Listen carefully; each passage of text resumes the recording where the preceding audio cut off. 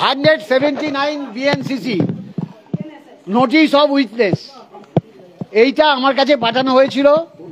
তারা এসেছিলেন আরজি করের রোগী কল্যাণ সমিতির সময়, আমি যে পিরিয়ডে x officio member local MLA হবার সূত্রে ছিলাম, সেই ব্যাপারে ওদের কিছু প্রশ্ন ছিল।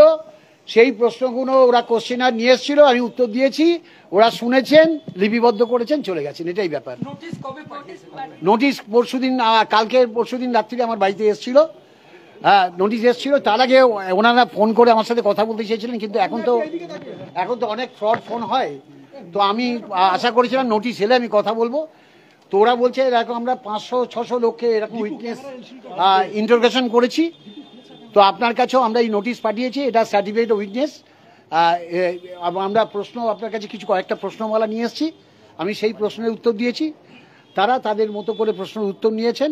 একজন নাগরিক হিসেবে আমার কোঅপারেশন করার কর্তব্য, এবং আমার ভূমিকা রোগী কল্যাণ সমিতি এক্স অফিসিও মেম্বার 3-4টে বছর এই মিটিং অ্যাটেন্ড করা ছাড়া এই কোনো ভূমিকা ছিল না।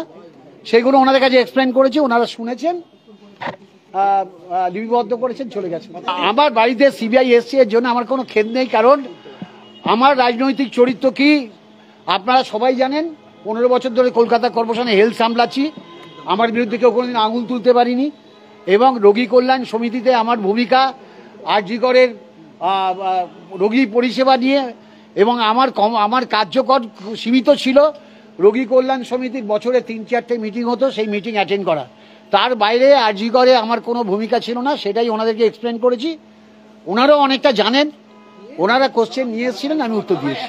যাই হোক, এটা যে কোনো উদ্দেশ্যই থাকুক, আমি তাতে কিছু মনে করি না, এই কারণ আমি জানি যে আমার এখানে কোনো ভূমিকা নেই, তো ন্যাচারালি।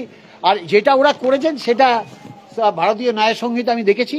এটা ওরা যে কোনো মানুষকে, এটা পুলিশ অফিসারের মানে যে কোনো পুলিশ অফিসার বা সিবিআই এর 179 বিএনএসএস ভারতীয় ন্যায় সংহিতায় যে কোনো মানুষকে ওরা যদি মনে করেন, তার কাছে কোনো সাক্ষ্য গ্রহণ করবেন, তার কাছে গিয়ে কোশ্চেন করবেন, এরা করতে পারেন।